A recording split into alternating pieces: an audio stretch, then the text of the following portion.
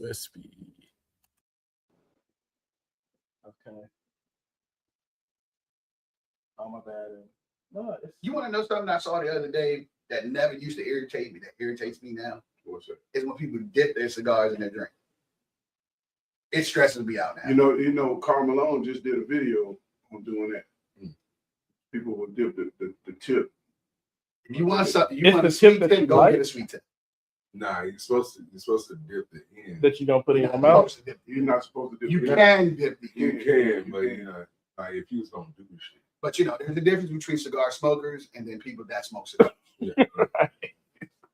Do you okay, so LG the only one that's gonna be on the Instagram frame. Like I can't get neither one of y'all on there. We can't turn the camera sideways.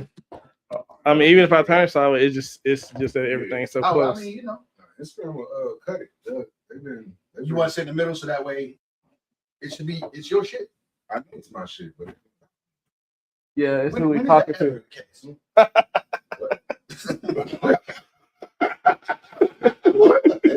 what? Like, what you just said? What? You want to fight?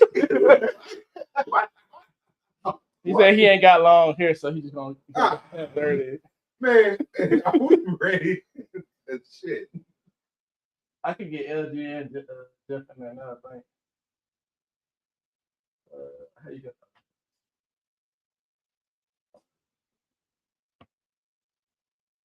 I can get LG. You know this, bro. Let me slow down. You need to press your drink. I mean, I'm trying to block it. That's it.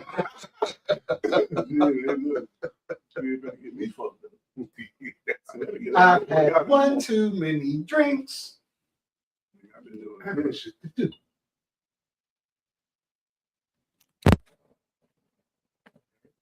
Yeah. We waiting on you. Oh, I'll be ready. Okay. Well, How you been ready? He was talking about Instagram in the frame. Yeah. That was just a lot. I can start to record anytime. Okay. Yeah. All right, 3, 2, 1. What's up, everybody? This is Bryson Fowler, Boss Talks on the Rooftop, and we are live here at Astute Gentleman Cigar and Barbershop Lounge with my man Jeff all the way to the far end and my man LG. He's trying to get it off. You loud as a motherfucker, dog. What's happening? He had to be You thought this was the opera or something? What's happening with you? Hey dog? man, I got to project. You know what I'm saying? I got to project. You know what I mean? And then I had to make my old Negro spiritual come out when I said Astute Gentleman Cigar and Barber. Why the old Negro spiritual? Because the old It's Negro Black History spiritual- Month. Yeah, it's Black History Oh, it's Month. Black. It is Black Yeah, History. and we got a piece of history on the set. I'll take that. I'll take that. Because I'll I mean, take that. like 13 years is a nice piece of history. yeah, and I'll take you that. are the only cigar and barbershop lounge in the DFW Metroplex. No. No. In the United States. Oh, in the United States. Yes, sir. Okay, Yes, sir. put some respect on his name. You know what I'm saying? Put some respect on that See shit. how you be checking me and shit. With friends like these. With friends like these, you know what I mean? And why is all my stuff playing all loud? I mean, you were loud in your intro, so I mean, it's just matching your energy. Apparently. Extremely loud. Well, they can't see me, so I gotta do You it. got to project. So anyway, guys, I got 2 lounge owners on Boss Talks on the Rooftop, and they don't know that how crazy you people are. But I wanted to get into how do you go about stocking your humidor? What does that look like for you guys? You want to take it first? Mm-mm. All right, so I let the little guy go first. I'll be that. I'm real tall when I lay down. But I don't know that. I'm like, everybody know what it is. I don't know that. I don't even want to know that. Why would I want to know that? Man, go and talk about the cigars, man. I don't want to hear that. So for me, it's what can I sell? So a lot of people will stock stuff because it's popular. I don't if I can't really put a stamp on it, I can't sell it. Now there's some cigars that people come in, they know by name, they're gonna gravitate to it, and you don't have to do much. You just keep those. But when you're starting to look at other stuff or adding to your humidor, for me, it's all about A, can I sell the cigar? B, do I like the cigar? And C, does it have a good price point? Because I have to make X amount of margin to make sure that I can pay bills. Right. For me, I smoke and sell what I like. Because of course we have to smoke every cigar that goes in the humidor. Right. But Unfortunately, the sweet ones and the bad ones, the great ones. You know, we have to smoke everything. But if it's a good stick to me, I'm almost certain it'll be a good stick to my clients. And what I've done now is I'm at the point where 75% of my humidors is all my sticks. So I manufacture and make my own sticks now. Wow. So that's where I'm at. I don't care about the Patrons and the Rocky Patels and all that. What happens when people come here is they tell me what they smoke, and I'll give them something that's close or comparable. Right. You know, so to that cigar that they smoke. So what made you go that direction instead of going big brand? Profit margins. Profit margin. You buy low and sell high. Right. So I mean, the sweet spot for a cigar sale is $12. So why would I buy a cigar for $6 and sell it for $12 when I can buy it for, if I can manufacture it in the factory for cheaper? Right. I'm not gonna say my numbers. Right. But, But I mean, right. Your business is your business. Yeah, right? yeah. I was waiting. Look, I'm taking. Yeah, I saw your tablet. Let me check my Palm Pilot. Right. But it makes all the sense to me, you know, being in the game for as long as I've been in the game. I've seen what sells. I've seen that only people that buy cigars for 25 and up are people that are trying to show off. That's it, period. And man, look what I got. You know, everybody want to look what that. Don't know. Are we starting already? Yeah, don't nobody give a fuck about what you smoke. You'll just smoke the cigar, you know. But you get those people that just buy a cigar because it costs $20. Now I've had $100 cigar. I've had $150 cigar. I haven't had a $200 cigar. I've had a 23, whatever that is, a 250. Right. I didn't pay for it, but That's an excellent gift. yeah. Right.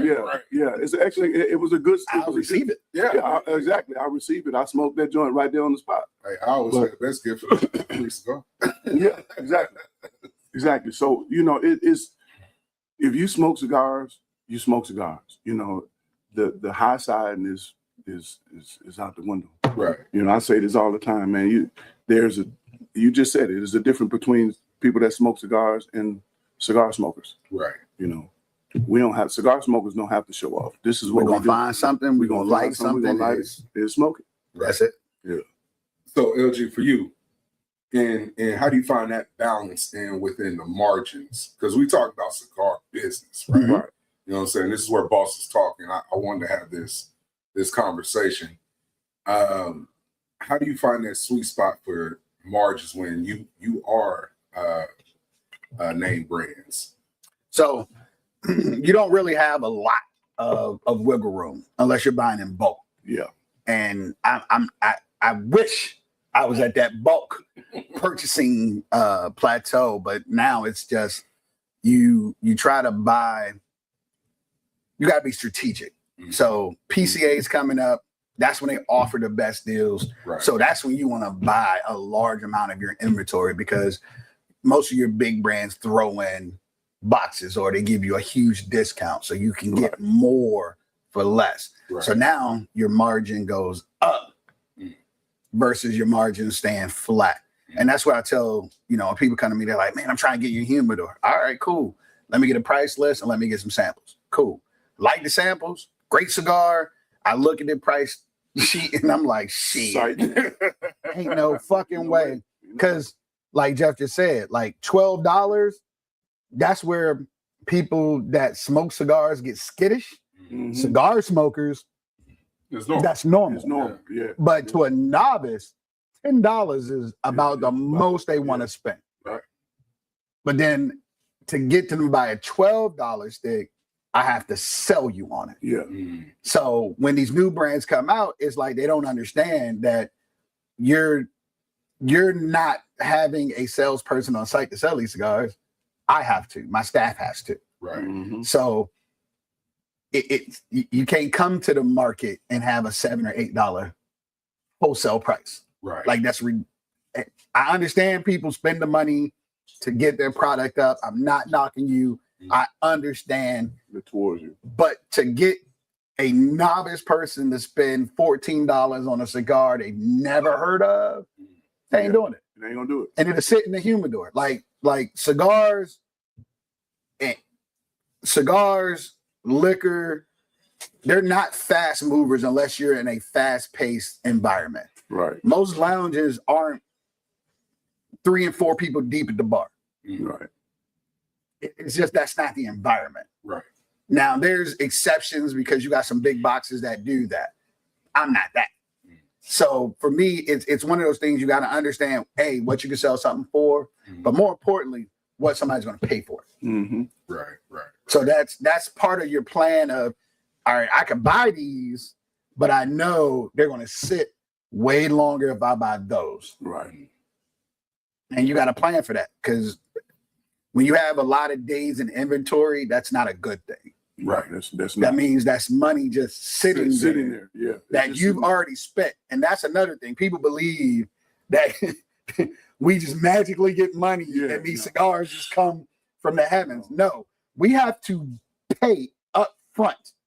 I don't know too many businesses that will allow you to do a net 30, a net 60, a net 90 Like a consignment. Nobody's doing a net 90 at all. at all. It's And they very want their rare to money do a before they net will 60. even ship your product. Right. And here's the other thing. You got to understand that the shipping cost is going to be part of your cigar. Yep. Yep. We have to pay it. It has to get passed on or we don't stay in business. Right. Yeah. Right. So, in essence, you need brands that build their brand, build their awareness. Yeah. Right.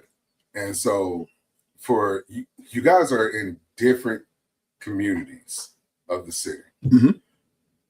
What is that like with dealing with each demographic for understanding each demographic with your particular sector of the city? So, I'm gonna start with the oldest. yeah, I was about to say, I was I mean, gonna defer. over here, I got competition. I got cigar lounge up the street, cigar lounge up the street, around the corner. Got a cigar lounge over here. So you got to know what their prices are. Mm. And you got to stay within the pricing because you don't want to overcharge Right. and you don't want to undercharge Mhm. because if you undercharge, then you ain't making no money. Again, is why I sell my own stuff because they don't have my stuff down there Mhm. at nowhere. You can't buy my stuff at no cigar lounge. Mhm. And that's my preference. Mhm. You have to go out of town to get my cigars. Go to Mhm. Little Rock, go to Oklahoma. You got to go out of town to get my cigar. You ain't coming to Dallas and can go up the street and get my cigar up the street because it don't benefit me. Right. You know, but if I have other high end, and I say it with the quotations because to me, I've been smoking cigars for so long. A cigar is a cigar. Mhm. You know what I'm saying? You just have to know the origin of whence it comes from. Yep. Right. So for those that don't understand the origin of whence it comes from, we're talking about Nicaragua, Honduras, Dominican Republic, Cuba, Pennsylvania, Africa, Ecuador. Mhm. You know, we talking about different origins of the country, of the world. So if you understand what those cigars smell like, then you can distinguish what it is you smoke, and you can just about smoke any cigar. Right. Right. You know, so that's where I'm at with it. It is not me running around to go and say, man, I want an LFD. Now, even though LFD cigars are the best, to me, the best Dominican Republic cigar. They're good. They're good. They're top. I'll give them top 5. I can smoke one of a Echelon by Astute Gentleman and get that same feel. Be cool. Right. You know what I'm saying? Without the wax on the wrapper and all that stuff. Right. So you have the versatility within your lounge. Yeah. To have like the margins to play with and understand. Yeah, exactly. And you have a little more structure where you have bottom line marker for your brands. Yeah, because he's not selling his own cigar. Right. He's selling somebody else's cigar. Right. You know, and selling your own cigar, the profit margin is Way different. way different. And then when you're selling somebody else's cigar, you can only do 50%. Sometimes you can only, if you was in Vegas somewhere, then you can do, you know what I'm saying, 80, 90. You can do whatever you like. Yeah. So, you know, then you gotta think about taxes in Texas and versus Chicago or versus Vegas or versus Detroit. You know, you got to think about that, and that's where the price difference. Gotcha. Yeah. So for you, LG, your house blends would be the best way to be versatile. Yes. within your humidor. Shout out to Topino Cigars, Ybor City, my guy George.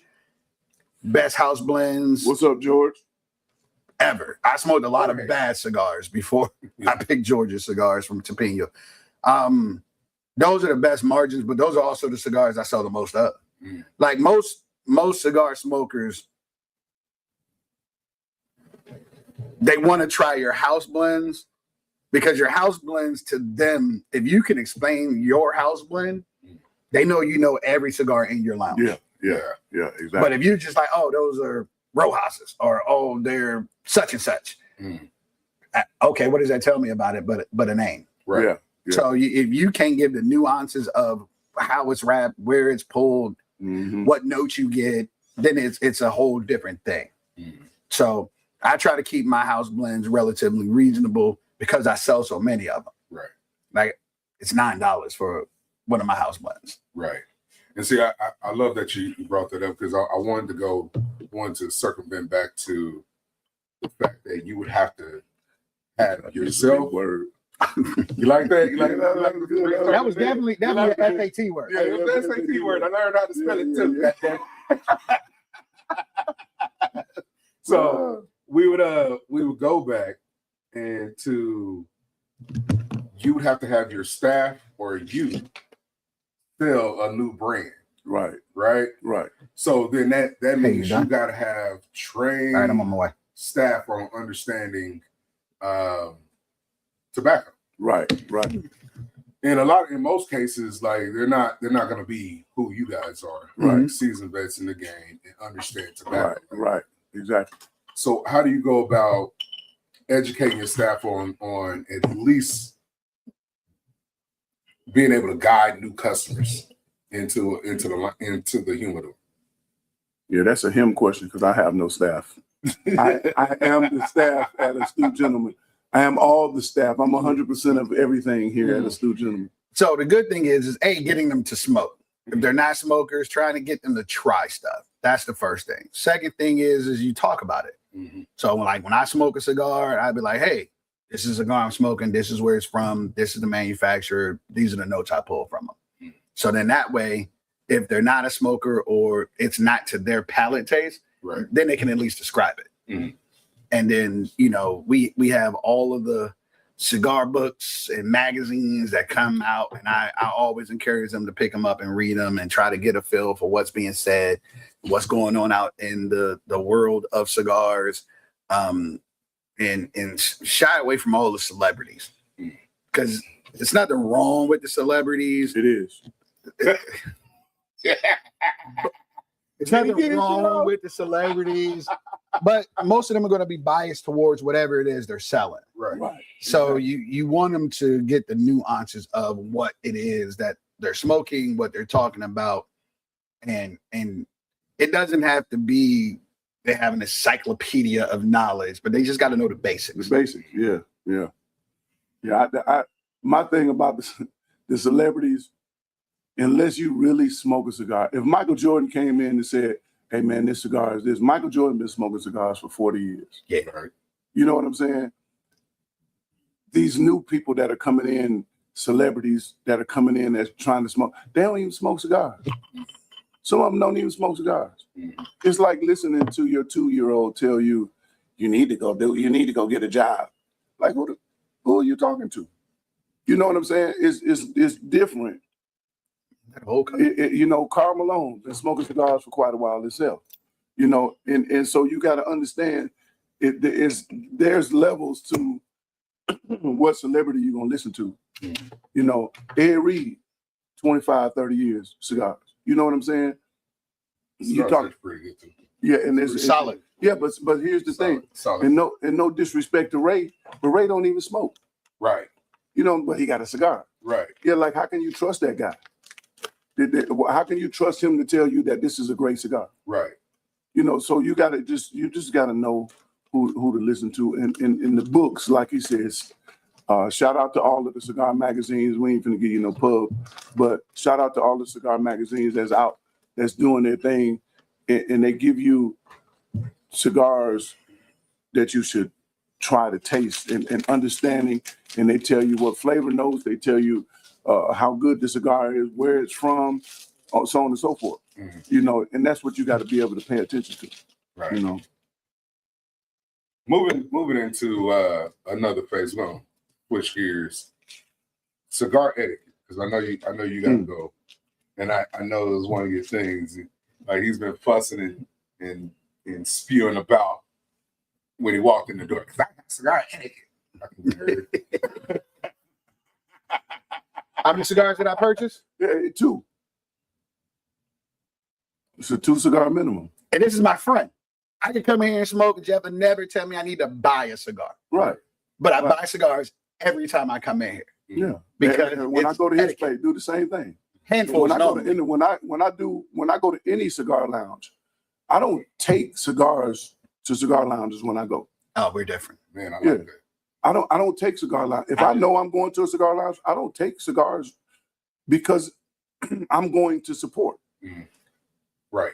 Yeah. Now I'll buy 2, but if I have something that I've been thinking about all day, I'm gonna smoke what I've been thinking about all day. But like for instance, when I come to your spot, I buy 2 or 3 sticks. Oh, always. I'm gonna smoke what's there. Right. Yeah. I think as owners, we have to show Show the love etiquette. to get love. We have to show love to get love. Yeah. Right. You got to I'm show with you love to get love. And if a patron comes in and say that he didn't even bring, how is he a cigar lounge owner? Oh, I'm a cigar lounge owner because I own a cigar lounge. Ain't got nothing to do with what I bring. Right. Because I can bring a suitcase full of cigars Right. and be disrespectful. Right. You know what I'm saying? And hand-free And, ones out. and hand free ones out. Yeah. And just be blatantly disrespectful. Right. But you don't. That's not cigar etiquette. Yeah. Cigar etiquette is going to buy. Now, some people will allow you to smoke your own cigar as long as you buy cigars. Yeah. Right. Some people allow you to do that. Yeah. I don't allow people to do that. No, okay. Yeah, I don't. No BYOC in this lounge. Right. You know what I'm saying? Because now BYOC is coming in here and not buying cigars and sitting down smoking your own. Right. Yeah. There's a difference. There's a difference. So Yeah. you can bring your own cigars long as you buy 2 of my cigars. But you can't come in here and just sit down and chill out because it's a cigar lounge and smoke your own cigars. Right. Yeah. Because I mean, you're running a business. Yeah. You don't go to McDonald's. You don't go to McDonald's and take your Burger King. No. Yeah, you get that's ridiculous. Well, I'm here for the Sprite. Yeah. I like the Sprite. I'm gonna eat this Burger King, but I like the Sprite. Right. Yeah, that's bullshit. Your Sprite is a little crispier. Yeah. So for me, it's a little different because I have a bar. So I'm okay with people bringing their own cigars in. My whole thing is we have a $15 minimum to smoke in the shop. And That's you it. would, man, that's it. You would think that I've been That's asking one people. stick. Yeah. That's usually a drink. A drink. Yeah, a drink. Yeah. So it's a little different for me because I have the bar. Mm. I'm okay with people bringing their own cigars in as long as they're patronizing the place. You can come in and not drink anything and just pay the $15 and smoke your cigar. I'm cool with that too. But since we're kind of talking about etiquette, this is the thing that chaps my hide. Don't tell me that a cigar is cheaper somewhere else. Go there. Go there. What you why leave? Yeah. And I'm not trying to be rude, but it's insulting. Right. My prices are my prices so that I can make sure that I maintain my building, my space, my staff. Right. What somebody else can sell something for, that's based on what they can afford to do. Right. I'm still buying boxes. If they're buying cases, they're getting a way better deal than I am. So their margins are different. But when you're we said it was gonna be raw, right? Raw. So when you're uneducated about this thing called business and you think that you know, you really don't know. Right. Unless you're really in it. Right. Because every excuse me, but every cigar lounge, first of all, every cigar lounge you go to, you should buy a cigar. But every cigar lounge has different rules. Right. So it's either 2 cigars, it might be 1 cigar. It's $15, that's 1 cigar. Yeah. You know what I'm saying? Or 2 cigars, depending on what cigars you buy. But $15 is a drink. I'm 2 cigars. You might go somewhere and they want you to buy 3 cigars. Yeah. You might go somewhere and they want you to spend $50. Or they have a cut fee. Yeah, or they have a cut fee. That's cigars etiquette. You have to follow that cigar's etiquette or don't go. Facts. Or don't go. Yeah, that's it. Next thing. Why cigars? Y'all could have did anything else. I love this because the both of you here are more than just one thing. Right? You kind of resonate with my soul because I'm more than just one thing. Yeah. Yes, you are. So you guys yes, you're like 2 or 3 things. I was saying like 5. I was being modest, but yeah. Like, go ahead, dog. Ask the question. Yes. Yeah. Yeah. So this is the last question I can answer, then I gotta go pick my kid. Stop interrupting me. Jeez, guys, hey, we live, baby. It's live. Family here. This is all love here. All love here. Watch cigars, right? Like you guys could have did anything else. Like you're a barber. You're a world-class barber. You have culinary arts and you have a bar. You specialize in hospitality, and you both decided cigars was one of the industries that you want to be in. Why? Can I go first? Yes, sir. So for me, it was I didn't like anything smoke related. My mom smoked cigarettes growing up. Like I was like, I'll never smoke. So when I joined Omega Psi Phi 2017, I hung around bros that smoked. So it was like, why not give it a try? And at first, I smoked for free all the time because somebody was always like, oh, you don't smoke here, try this. Oh, you don't smoke here, try this. But then I started liking it. And then I was sitting at home and I'd be like, man, I could just have a cigar and a drink. And I would run literally to Specs and go get those $2.99 and $3.99 because I wasn't that invested yet. So what is it, Jack? Man, the Brazilianas by CAO. Like those were my sticks of choice when I first started. And I was like, when COVID happened, it was really just a group of us, like my line brother and one of the 82 brothers, like we would rotate houses. I would cook, they would bring cigars and bring drinks. So that's what we did all through COVID. We ate, we smoked, we drank because liquor is essential.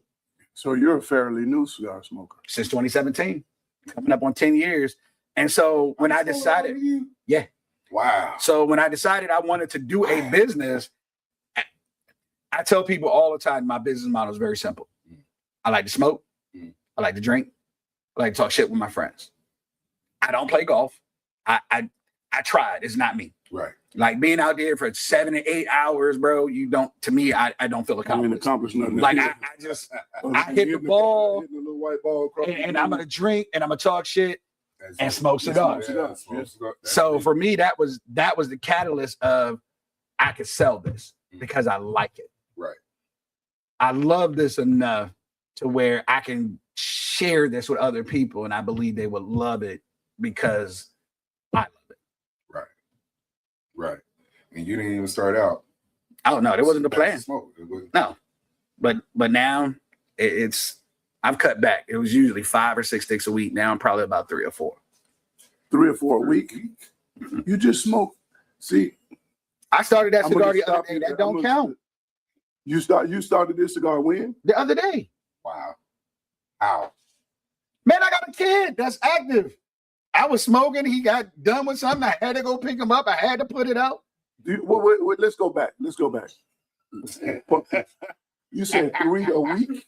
3 or 4 A week? a week. A week. I don't believe in a day. I don't believe you. I don't believe. I'm Don't telling believe you. this. Don't believe this. I He's promise Omega you. Sci-Fi. Do not believe I this. And promise he's from you. Baltimore. DC, I'm not from Baltimore. We're not the same. DC, Baltimore, DC. I get it mixed I up. went to school in Baltimore. Yeah, exactly. See, he know me. Yeah, That's so, why. So he's from the East Coast. Put it that way. Don't start, Slim. Don't start. Don't start, Slim. Yeah. Yeah. I don't believe. But Was you in there? Hey, man, we're not about that. Man, this mumbo sauce is really good. But hey, let me jet. all right, brother. Love you, bro. All right, much love, I see much you. love, I need to slide out this Yeah, way. Thank you, guys. So I'm gonna get closer to you. Let's get closer. That's a pause. No, see, that's a pause for you, East Coast dude. Yeah, this is players. This is just players getting closer to each other, man. So the You ain't been long enough to hear his anecdote. Man, son called me 10 minutes ago. yeah, that's all right. That's all right. Fix your camera. Family So first. you get us in. My glass is empty. I'm done. But for me,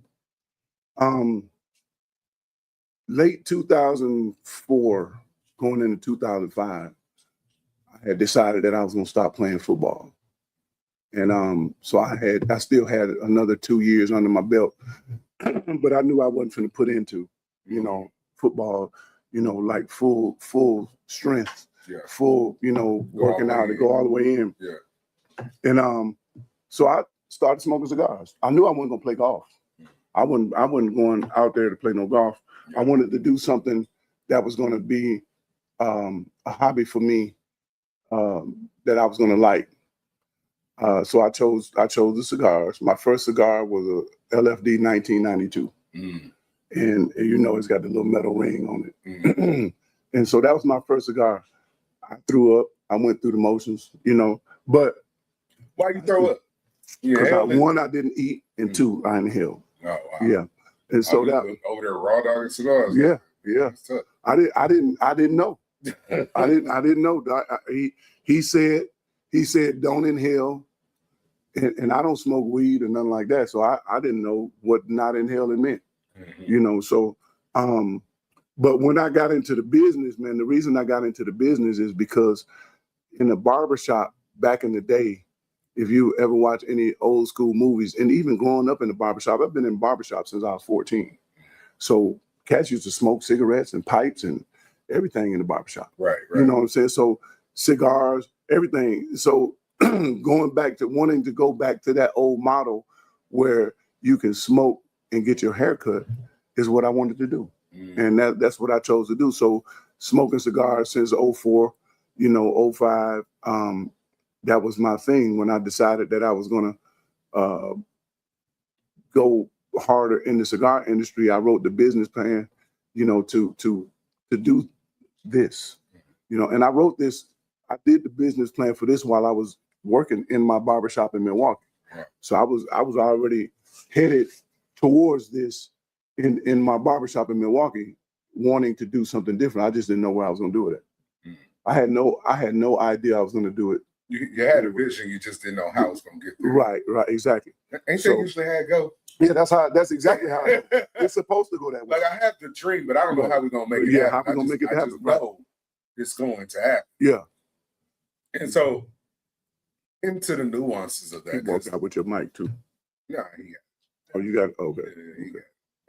Oh yeah, I thought I whatever. Into the nuances of having a barbershop. Like, how do you coincide that with the city? Because you're strategically placed in the area of the city of Dallas, which is Addison, right? Right. No, this is Farmers Ranch. It's Farmers Branch. Addison is 2 lights up. It turns into Addison. 2 lights up, it turns into Addison. 1 light over, it turns into Dallas. I'm right on the cusp of Farmers Ranch. So you had to strategically align yourself with the municipalities to get the approval. I'm gonna tell you the honest, the God's truth. This was just a blessing. It was a real live blessing. God knew what I wanted to do, and knew how I was gonna do it. What up, Dap? Going through, brother. Going through. You good? What's up, big guy? He knew what I wanted to do, how I wanted to do it, and it just mapped itself out that way. You know, I had the desire to do it, and again, I didn't know how I was going to do it. Right. I was in the salon suite. Yeah, we didn't touch this last time, but I was in the salon suite around the corner as Astute Gentleman Cigar and Barber Lounge. I was already giving cigars away. So I was buying cigars off of Thompson Cigars, and I was giving the cigars away to my clients. And then on Fridays or Saturdays, we'll meet out on the parking structure and look at all of the females walking through. I was right here in Addison, right here where the Whole Foods parking lot is. And the 24 hours. Right here. Yeah, I was right here on top where the hose was at. Like, yeah. Wait, what? But we used to go out there and smoke, man, and look at the females and, you know, sip, bring whatever bottle. And I walked into this building that we're in right now, and William from William with Cigars was here. And he was rolling cigars. I came in here. You need some sticks, bro? I walked in here and William was rolling cigars. I came over here to talk to him about rolling cigars at one of my other clients' wedding. I met him at a client's wedding, and I was coming to talk to him about another client's wedding. And he had just 3 minutes before I walked in, he had just sold the business to this guy that I won't name. And so the guy that he sold the business to, he and I started talking. And he said, "How would you like to be over here a couple days a week cutting hair while we're smoking cigars?" I said, "How would you like for me to be over here 7 days a week?" And we shook hands. And when we shook hands, God said to me, "Do business with him. He's going to walk away and leave you with everything." Man. And I've been here ever since. There you go. Yeah, and there you go. There you have it. So it was already a cigar lounge. And I just added the barber aspect to it. The rule is that a barber can cut hair anywhere except for a kitchen. That was the rule. That was the rule. So I was able to come in here and set up when this the barber inspectors came through. They had no problems with it. But now the rule is that a barber can't cut hair in a cigar lounge or a kitchen. And I'm grandfathered in. Yeah. So that sounds like it's a specific attack. It was too late. It was too late. I'm already in. It was what it was this thing about our people, man. We don't know how to talk to each other, you know. And so I could have easily coached and told you what the recipe was. Right. I could have said that, but what they was doing was going to the state board, to the barber and cosmetology board, and saying, "I want to do this, I want to do this, I want to do this," and it was too many people going. Right. And so they fucked it up for everybody. Right. When all they had to do was talk to the guy that was doing it already. Yeah. Yeah. But you're too egotistical, and everybody wants to be the guy. You can't be. Nobody can be Ronald McDonald. Right. You can't be that guy anymore. Right. He's already doing it. Ronald McDonald has got to be $1 trillion served. You know what I'm saying? You can't be that guy anymore. But it's cool to talk to him. Right. And get some information. Or just look at the fucking model. Right. Nobody wants to do that though. But see, like the revelation was, it was the cigar lounge first. Yes. I added the barbershop So it was already zoned for a cigar lounge. for a cigar lounge. Yeah. And then you added the barbershop. See, that's the part. That's the right there. recipe. Like That's the fucking recipe, Doc. yeah. That's the recipe. You make a cigar lounge, you build the cigar lounge, you get zoned for the cigar lounge, and then you can add anything to it. Pretty much. Yeah, that's the recipe. Because it's already hard enough to get zoning for smoking in a dwelling. Yeah, Right? Yeah. The city's supposed to be smoke-free zone and all that other nonsense. It's not particular nonsense on how to police it, but it's how they make it difficult with when you're a self-respecting businessman Mhm. trying to make a honest living. and it's always first of all, we're here in Texas, and Texas is as big as Texas is. It has a gang of loopholes, and you're either, as a hustler, you can follow all of the rules to the T, or you can get to a point where there's a rule that you want to follow, but you don't want to pay that money for it. Mm-hmm. So you jump through the circle. Yeah, you jump through the loophole. Well, I like to say it all the time. There's a line, we just don't cross it. We can go to the line, we just don't cross it. We look over the line. Look over there, and you recognize what's for you. Yeah, what's for you and what's ain't. Like, I don't like that. I don't like that. I don't like that. So I'm gonna stay over here and jump through the loop. Right. Yeah. So what's next for you in the world of cigars? Because like you cutting hair, you're gonna be cutting hair. You can cut hair until time you're ready to go. Yeah. And that's what I love. Is also it's a skill, it's a trade Right. that they can't take away. Right. Exactly. They won't make an AI robot that do this. Can't. They can't. They can't, because there's no personality in the robot that's going to be cool, that the people are going to be cool with. They can't come. My people come and talk to me. My people, I have conversations with my people like about life situations. You think you cool? No, I don't. I know I'm cool. I know I'm cool. Yes, yeah. Don't you miss me with that shit? Yeah, miss me with that. I know I'm cool. I don't do a lot of thinking around here, Doc. Yeah. Yeah. Yeah. I don't do a lot of thinking. And look, I ain't get this old. I didn't get my age. I ain't old, but I didn't get my age. Whatever. But I ain't get this old being no fool. When he talk. Yeah. Hey, look. Whatever. Yeah, whatever.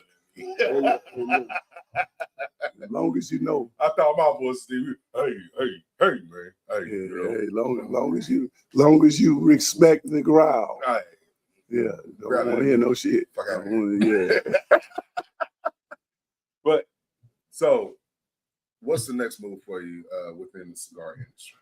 I'm already on my next move. Working on my factory, man. Trying to build my factory. I have my own factory in the Dominican Republic. Caballero Astutos is astute gentleman in Spanish. In the Dominican Republic of Santiago. In Santiago, I always get them mixed up. My boy Joel is my partner over there, and my boy James Diggs is my other business partner. So we got the factory in the Dominican Republic.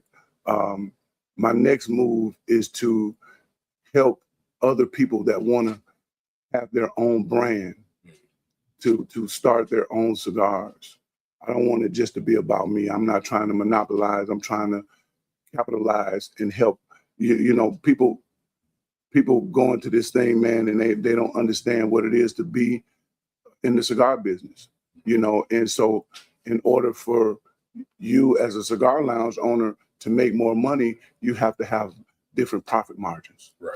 You know, so if I can sell you a cigar for a low number and you can make $10 off the cigar opposed to making $4 off the cigar, I mean, who's winning? Right. You know, so that's my goal. I have a few clients now, man, and I'm doing pretty good so far. So far, so good. Shout out to my boy LJ Eccles. Shout out to Slow Burn Cigars. those are people. Those are a couple of my clients that are doing really good, actually. Yeah. You know, and Slow burn. Slow burn. Yeah, that's my girl, my guy, Faison and Angela. You know, and they doing good. LJ Echols is a Southern soul singer, and we made his cigar for him. Nice. Jaden went through 1,000 cigars already. He doing.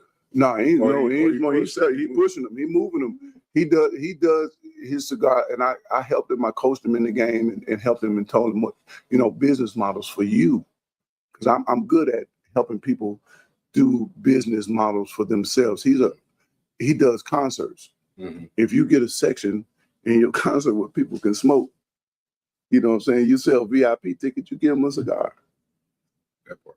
Just add the cigar to the VIP price. Yeah. This is a VIP ticket. It's $50. You get a free cigar. And he doing it. Adding value. Exactly. Add value. You know, but yeah, that's my ultimate goal, man. I'm thinking about opening a cigar lounge in a different country. My last move, I've been here now 18 years. I just realized the other day I've been here 18 years. March 1st will be 18 years, man. And this is the longest I've been anywhere.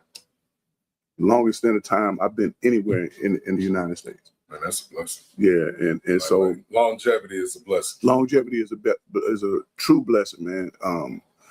But I plan on moving out of the country. I don't know where yet, but I'm going to open a cigar lounge. And I'm going to sit back and smoke cigars for the rest of my life. I can dig. Yeah. Bro, we're gonna go ahead and end this session, guys. Make sure you remember to follow Astute Gentleman Cigar and Barber Lounge. Yes, sir. I can't get my voice as deep as sound. I'm gonna work on it. They want to don't do that. You're gonna hurt yourself. Maybe when I grow up. But make sure you follow my man, Mr. Jeff Davis. He's a world-class barber, and he knows his stuff. If you're looking to start your own cigar line, hey, hit him up. He's a wealth of knowledge, a lot of wisdom. Yeah, hit him up. Thank you, sir. Thank you, sir. Appreciate that. I'm avoiding making more old man jokes. I make all the old man jokes. My mind is glitching because I want. Listen, at 57, I know a lot of people that didn't make it. That's true. I know a lot of people that made it. Very true. And I'm gonna tell you how much more longer I got to go. I'm gonna be here till I'm 125. So I'm gonna be here for a while. Yeah, because you back in the gym, you drop body fat percentage. Yeah. He one of them old heads you don't want to grab you and you don't want to get too close to, because right now he's making me nervous. Like if he grab me, it might be up. So listen, man, I just know what it takes, man, to live, you know, and I know God said take care of your temple. Yes, sir. You know, and if you take care of your temple. Now I know a lot of people will say, well, you smoke cigars, you ain't taking care of your temple. Well, I'm not overindulging.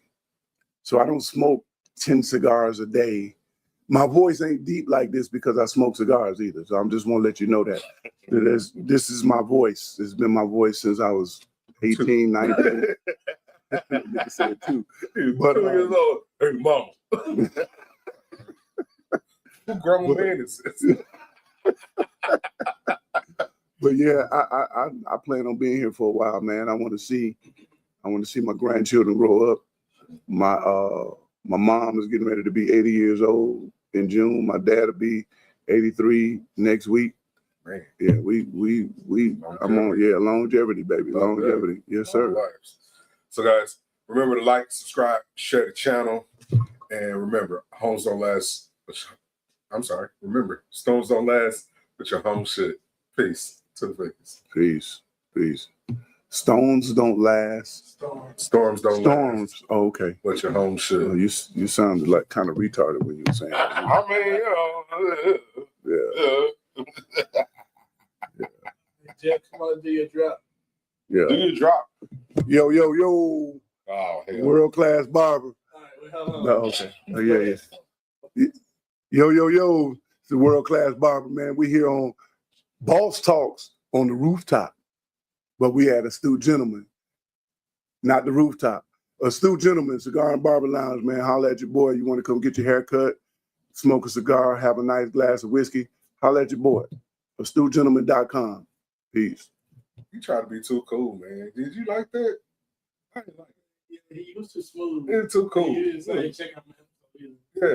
Yo, I ain't say check out. Okay. Yo. Okay, you. Okay, so check out the episode, Boss Talk. Okay. Okay. Yo, man. One yo. Yo, MTV Raps. Yo. All right, let's go. Yeah.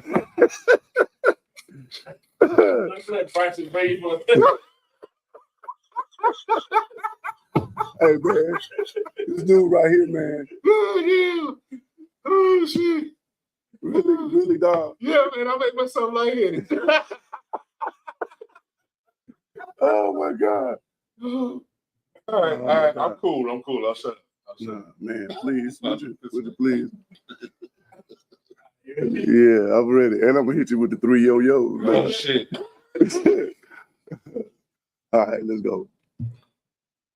What's up? This is your boy, World Class Barber. Check out my this dude. I didn't even look at it. Yeah, no, because you got me fucked up over here. Yo. It's your boy, World Class Barber. Check out my episode on Boss Talks on the Rooftop.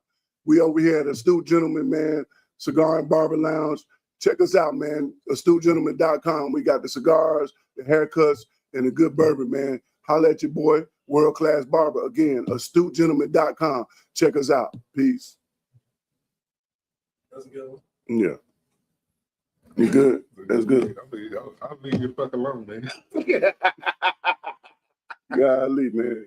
Hey, Dap, come tap dance on this nigga's head, Hey, man. shit, Dap, leave me alone, man. Leave me alone. Let me make it, Dap. Yo, what's the life person?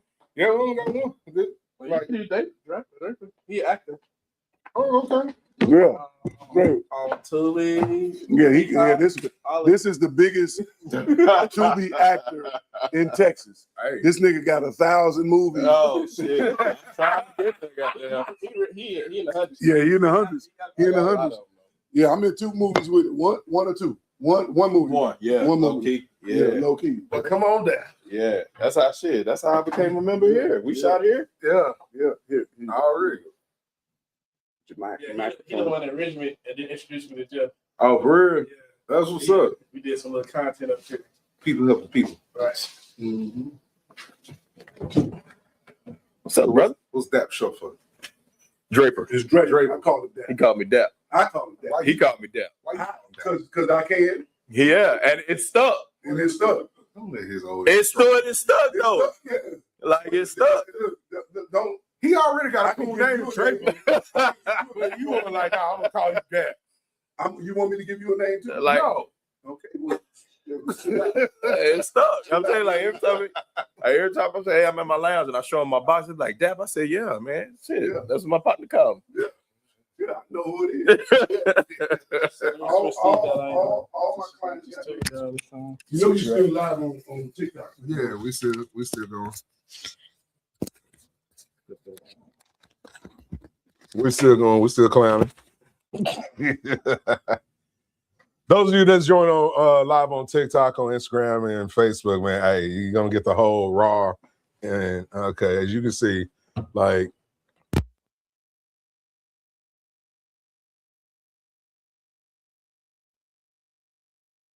That's Tubi actor. Let's see if he can cry on command. Cry. Oh man. Oh man. You know what's funny? That's what everybody does when it comes to like being an actor, man. They always do that. I need Cry to on command right now. Cry right now. Cry right now. You ain't no. Cry right. You ain't. Dude. Do the man teeth. Do the one little joint. Do the more chestnut.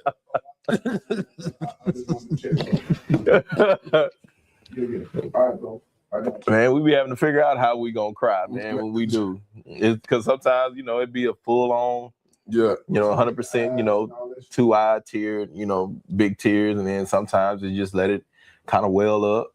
you don't let a tear fall, and then sometimes you do let the one tear fall, and it just depends on the situation, depends on the scene, depends on the emotion that I'm trying to. I'm gonna ask you the question again Mhm. because you ready? I'm ready. Count me off, man. I need to count off because I get serious again. Right. 3, 2, 1. What's up, everybody? This is Bryson Fowler, Boss Talks on the Rooftop, and we are live at Astute. Gentlemen, God damn it.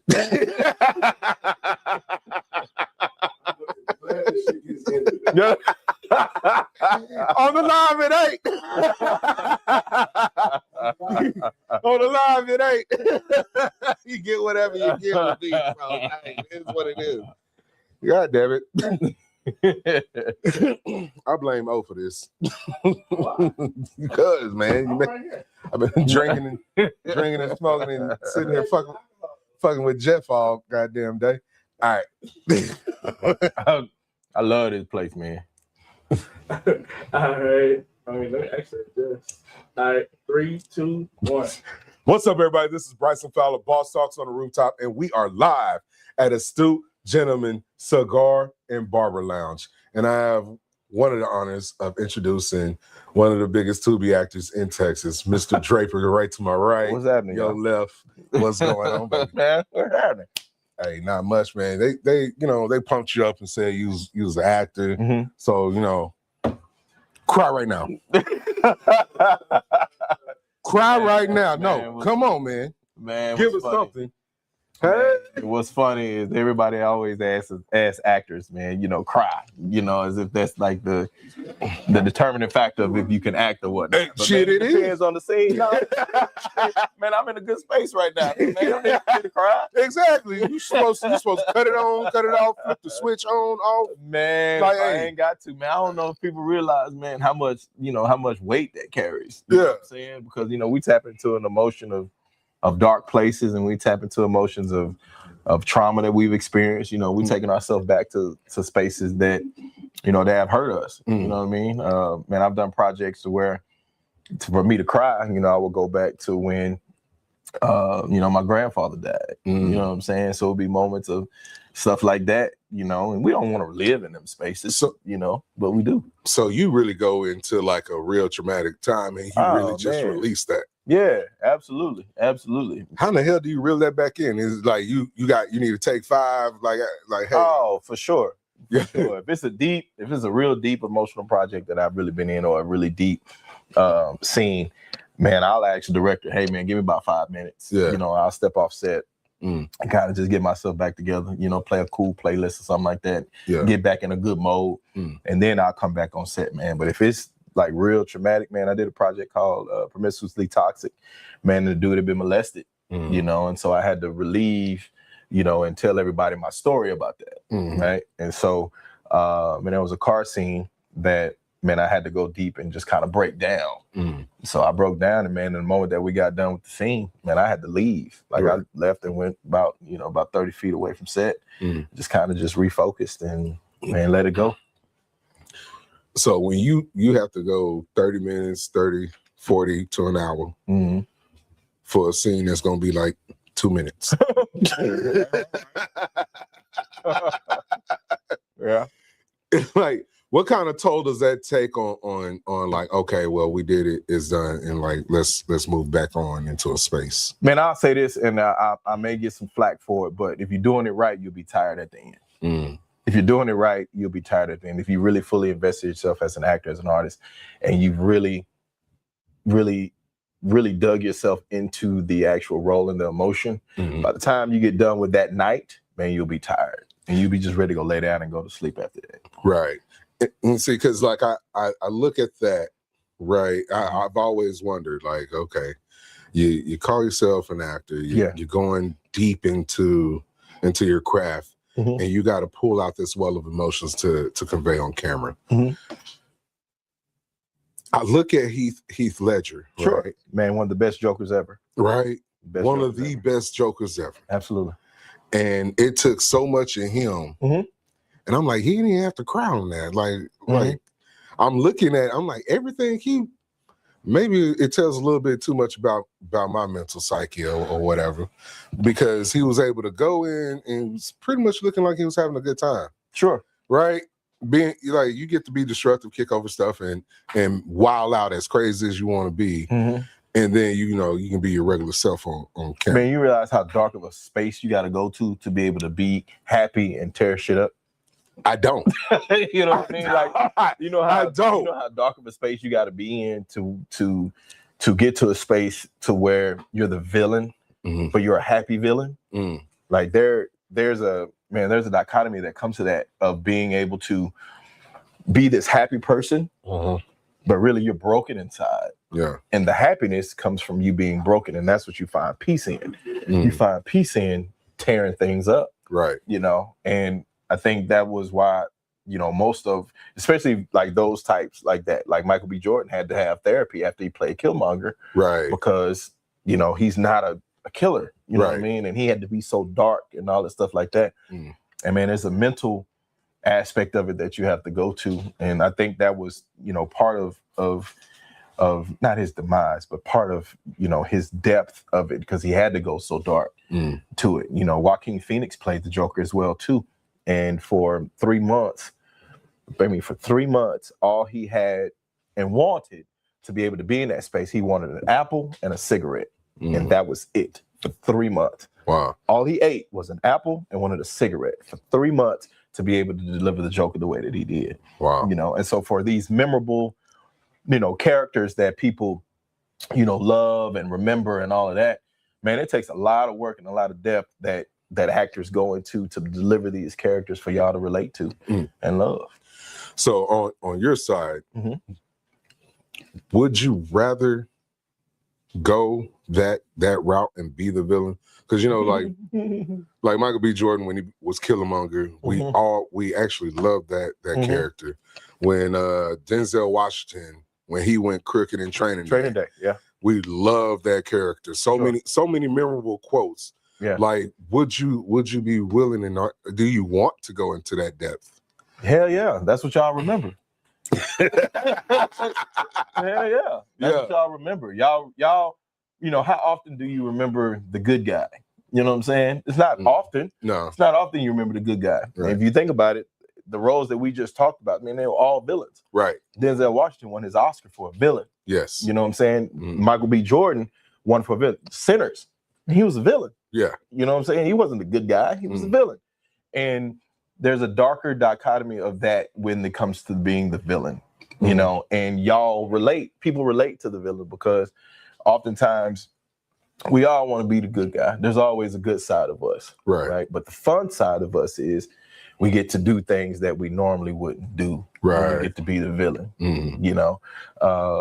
When I get to be the villain, I get to be this bad guy. Draper personally ain't a bad guy. Right. You know what I'm saying? Draper wouldn't do some of the stuff some of these villains would do. Man, this last project I did a few weeks ago, man, I had to pistol whip this lady. Man, I broke in his house. And Draper's not gonna do that. Draper's scared of jail. You know what I'm saying? Like Draper's not gonna do that. You know what I'm saying? But my character got to do it, and it's fun to do it and experience things that you would normally do in real life. But you get a chance to live part of that, but people are going to remember the villain. My good guy roles, they're great. They're like, oh, we love them, man. But when I get to be the villain, man, those are the ones that people remember. Like, it's just kind of sticky in mind a little bit. Yeah, because it's so different from who I am. With the good guy role, you can always see me as a good guy role because I'm just a genuinely good guy. Right. But with the villain, and you don't see Draper, you see somebody different finally, because you wouldn't see Draper going and doing that type of stuff. Right. So with Draper naturally being in a good guy, right? What's that like for you being the heartthrob? Yeah. You look like a Morris Chestnut ass. Man, you know how else, man. That happens all the time. And it comes easy to me. But I blame part of that on myself because when I started doing this, man, those were the guys that I studied.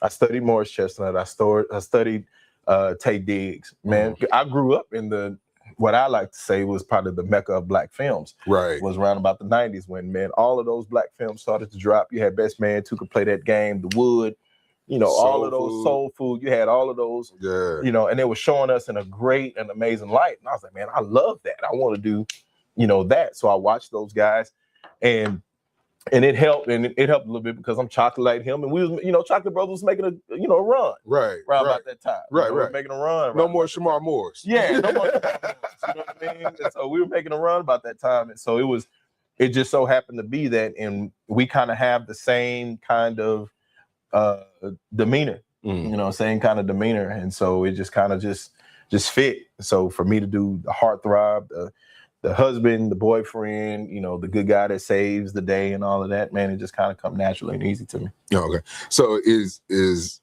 part of the heartthrob who Draper is on in real life? Yeah, man, I'm a lover boy. Man, I'm a lover boy. I'm a hopeless romantic. I believe in all that love crap. What and all we of not that, what man. we not gonna do on Boss Talks on the Rooftop. Call your ass a lover boy. Hey, We not gonna. not for you, but for, not for you.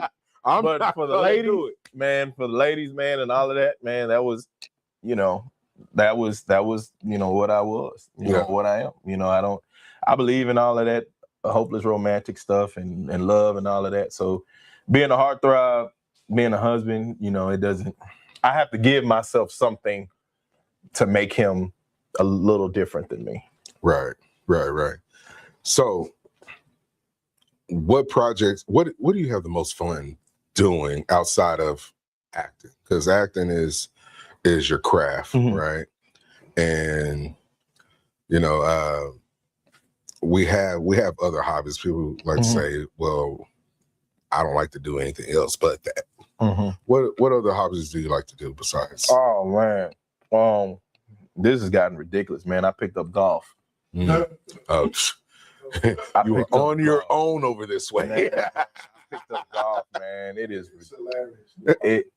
ridiculous, man. It is ridiculous how I used to laugh at dudes that played golf, especially being a former athlete playing basketball. But man, when I started playing it, it's what I love about it, man, is you versus you.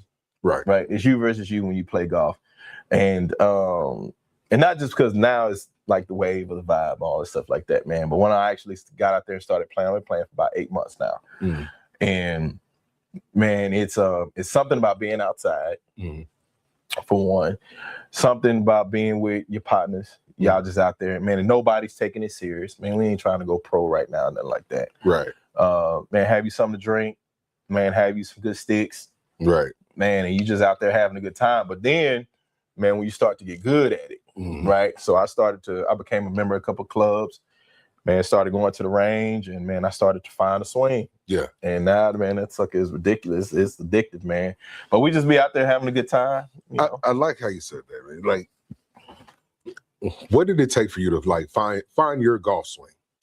Right. Whew. A lot of people, like those of you that don't golf, y'all don't understand. Like finding your natural golf swing takes some time and takes some practice, and it's not an all power thing. It's a finesse thing. But that's what I had to learn.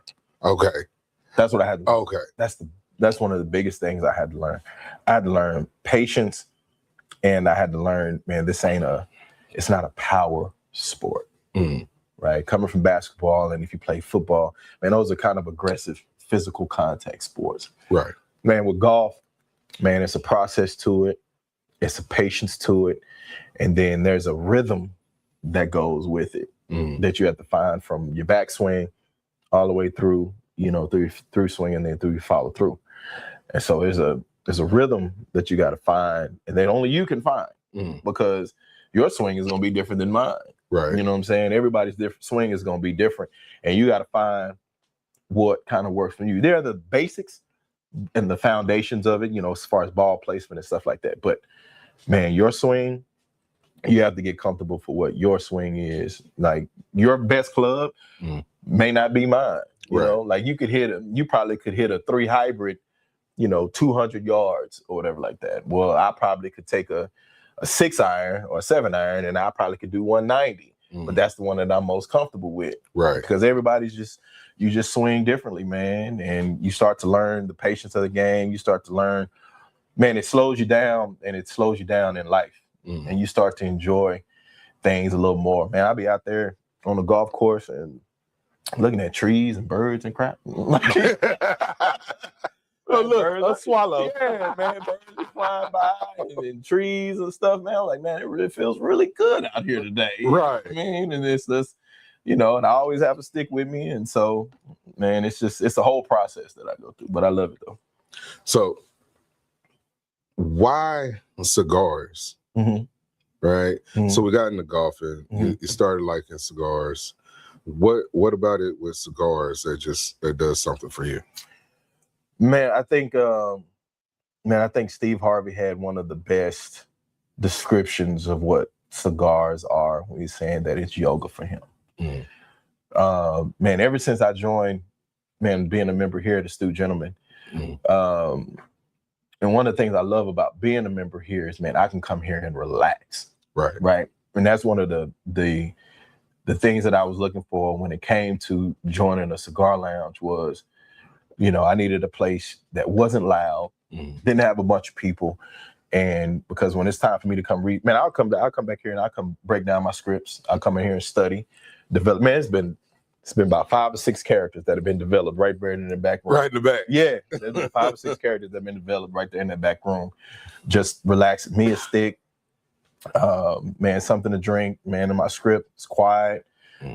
Dim lights, and it's just me, and I can focus in here, you know, and I can relax. And man, when I have a cigar, man, it's just relaxation. Yeah. You know, it's time for me to kind of decompress from everything. You know, if I have a shoot that's anywhere close to here, man, I come, have me a stick, relax, and just kind of, you know, let the day off. If I'm out of town, I'm trying to find a cigar spot. Right. You know what I'm saying? Right. I'm trying to find a cigar spot to just kind of relax, man. It's a different, you know, relaxation. And ever since I've been, you know, smoking them, man, it's just a different type of relaxation and vibe. You know what I mean? With some good jazz and a drink, man, you can't beat it. Facts. Now, I'm gonna ask this because I know you're kind of fairly new, but I don't know the depth of your smoking experience. Have you started retrohaling? And have you narrowed down your palate yet?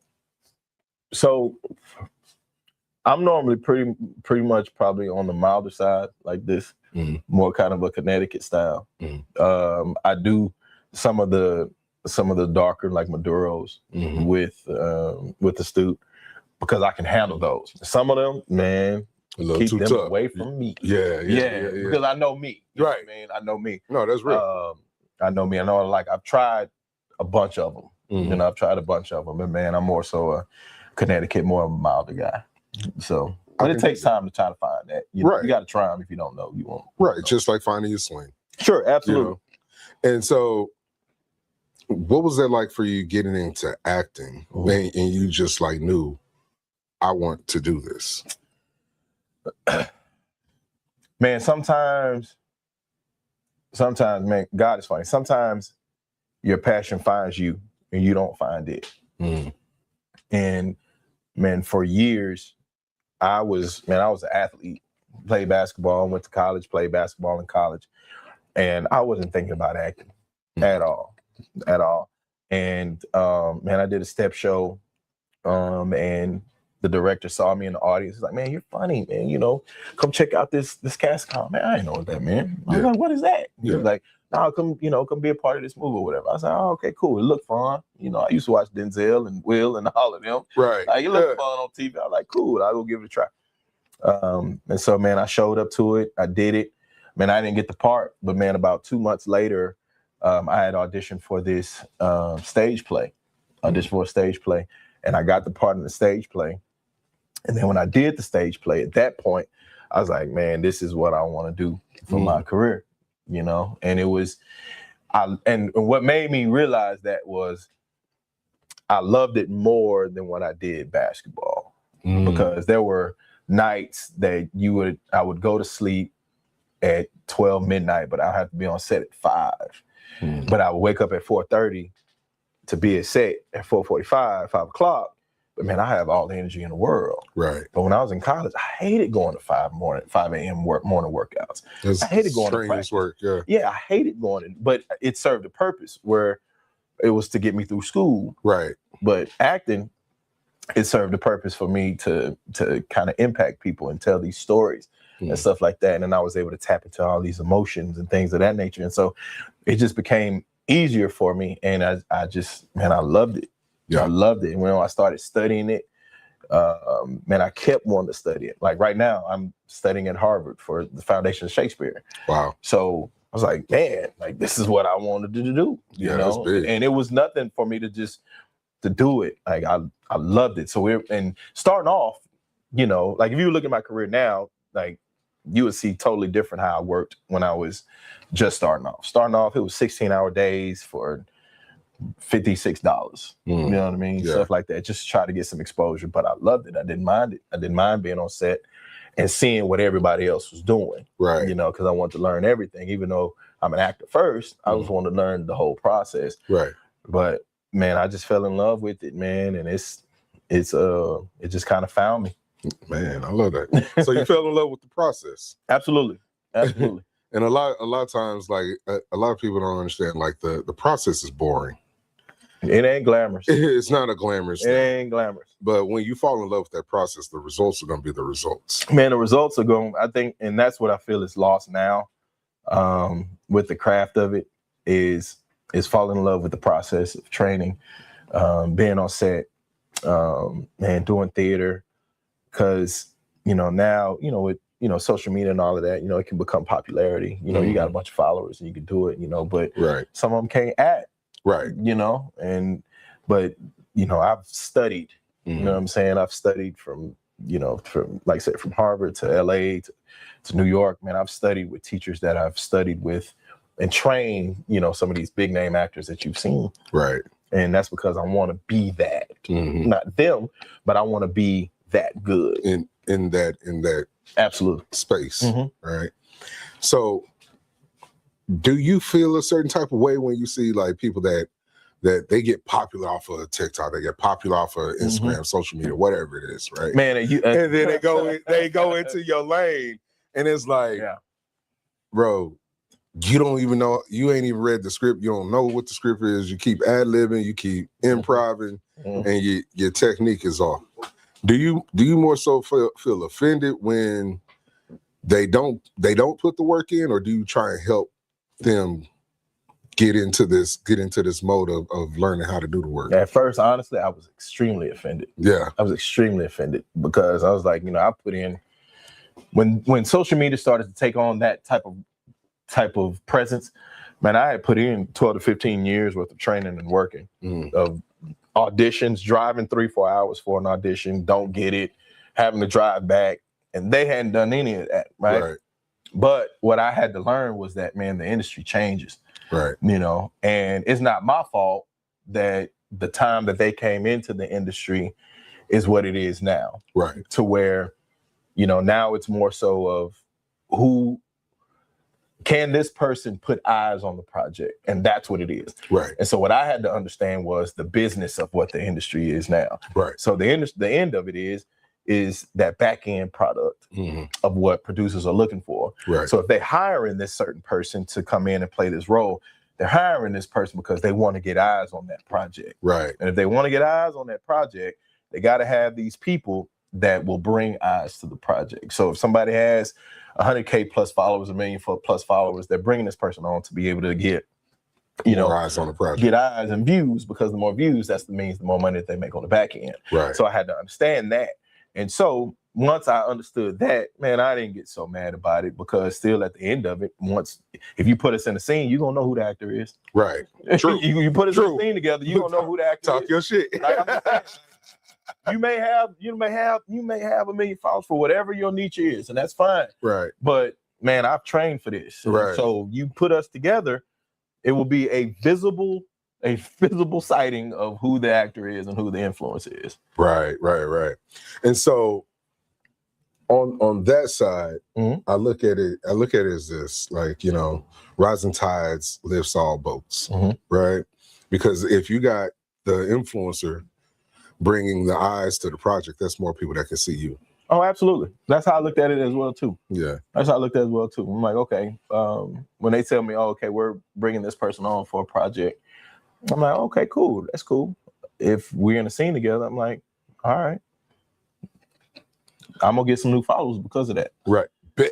I mean, that's cool. You know what I mean? I'm gonna get some new followers because of that, because they're gonna see me in the scene with this person, and they're gonna be like, oh man, who is that guy? Right. You know, now they're gonna start following me. So at first, man, I used to be upset about it, but then, man, you gotta understand that, man, the industry is forever changing. Right. And it's gonna keep changing, you know, but you gotta figure out how to, as an artist, you gotta figure out how to adapt to that so that you can still win from it.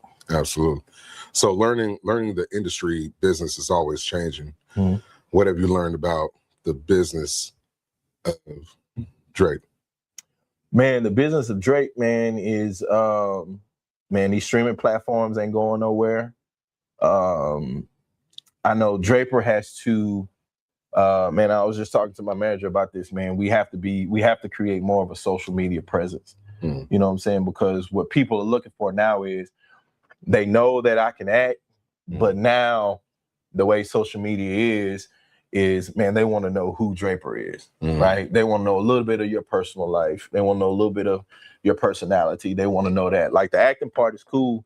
Yeah, we can see you, you know what I'm saying? But what you do every day, you know what I mean? Right. Like, who are you outside of this? You know, because they can go to any of these platforms and they can see, you know, that character. Right. But for them to be able to relate to me, man, they need to see who I am, you know, as a personality. And that's really what social media is. Right. Man, social media is, man, you seeing somebody's actual personality in their day-to-day. You're not seeing who they are. And that's why you have these people with these millions of followers and these thousands of followers, because, man, people fall in love with their personality. Right. They fall in love with their day-to-day. It's like, I looked at it from this. This was the analogy that I had to tell myself, right? We fell in love with love and hip hop because we saw these people's lives unfold in front of us season after season after season, whether it was Mass Happiness or whatever. Right. And became one of the biggest shows. And that's what social media is. Social media is, how can I fall in love with you and your personal life and be invested in your personal life to see what you're doing? And so when they start to see, you know, who you are in your day-to-day, that you're a real person. And now social media has made it to where I can get to you. Because you post something, I can comment on your post. Now I got access. I got access to you. I got access to you. Where before, you didn't have access to these people. Right. Now you got access. Man, don't you comment back. Oh, boy. Don't you comment back. Oh, boy. Oh, you saw that? Oh, hell yeah. Yeah, man. I'm on your ass. Man, it's a thing. and for the audience, and the audience that a lot of my movies are, man, with the Tubi audience, man, they want to be interacted with.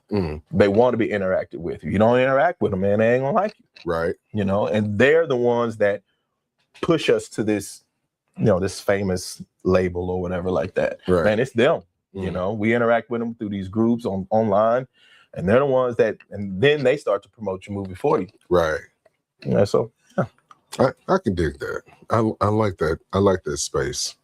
So going back to the reality show comment, is reality TV on the table? Absolutely not.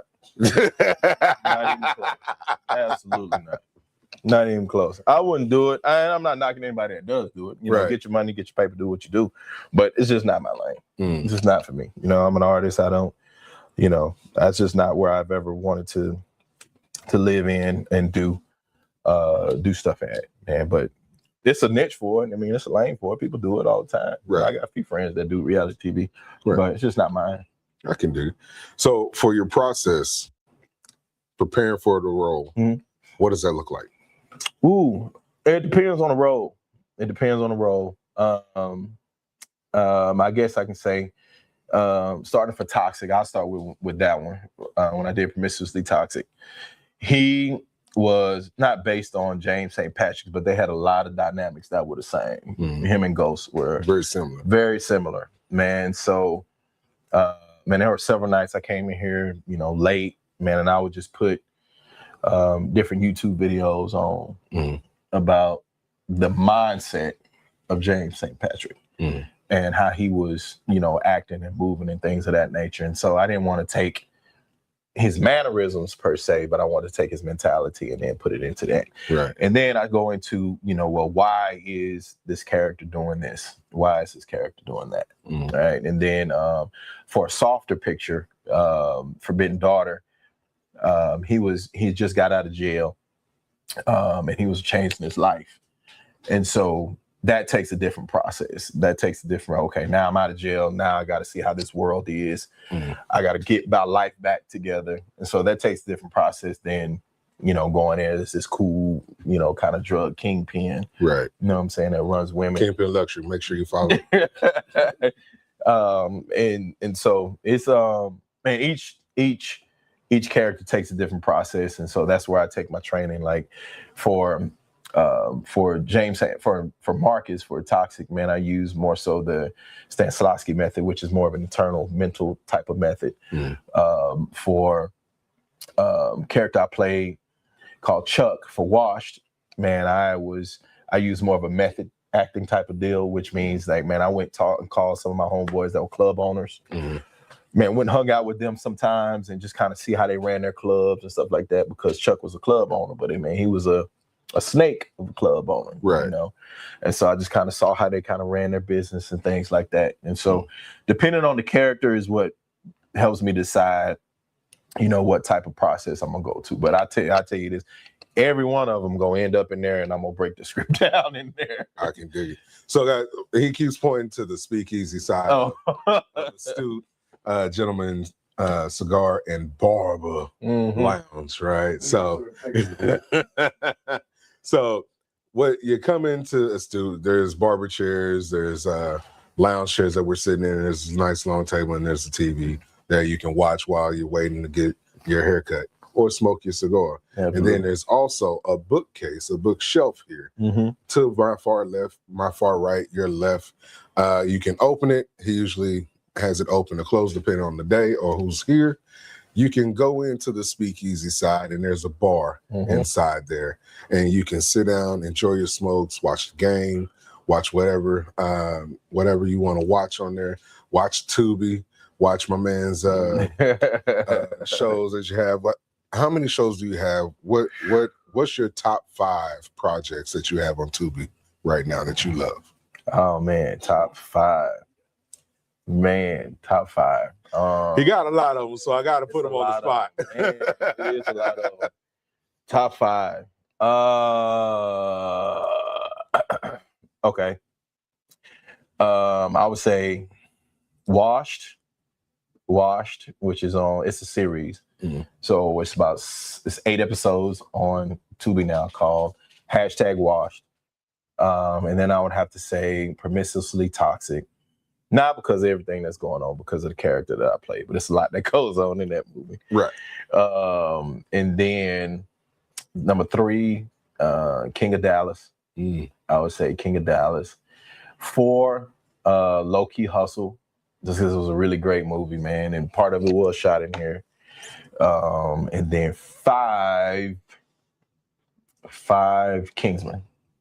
Nice. 5 was Kingsman. Yeah. Nice. See, you're touching on my genre of shows I like to watch. Because for whatever reason, All the Queen's Men is in my top playlist. Yeah. I got Godfather of Harlem. I've got, of course, all the Power series. Yeah, the whole Power series just plays into me. But that's, I think Power is one of the probably, if not, and I may be biased to it, but it may be probably one of the greatest series that's ever produced, up there with The Wire. Yeah. You know what? Up there with The Wire. Yeah. Probably one of the greatest series is produced. And then he has so many different books that go into it. It's like, well, if you're not on this show, you can be on this show. Yeah. Kind of a Tyler Perry kind of way of how he's maneuvering. Yeah.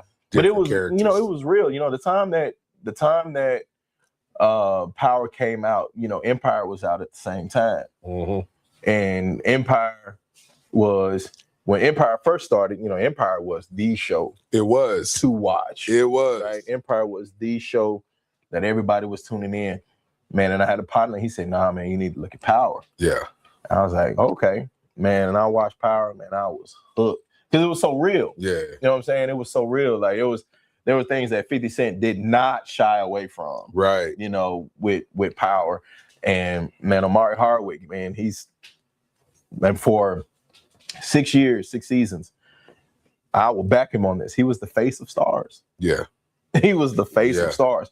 We watched Stars because he was on there. We downloaded the app because he was on there. Yeah. We bought the free trial because he was on there. And then that plays into the influence acting. Mm-hmm. You know what I'm saying? So now that you have a platform, you're no longer just an actor, you're also an influencer, because now you're driving views, you're driving a culture to come in and be a cult following. Yeah.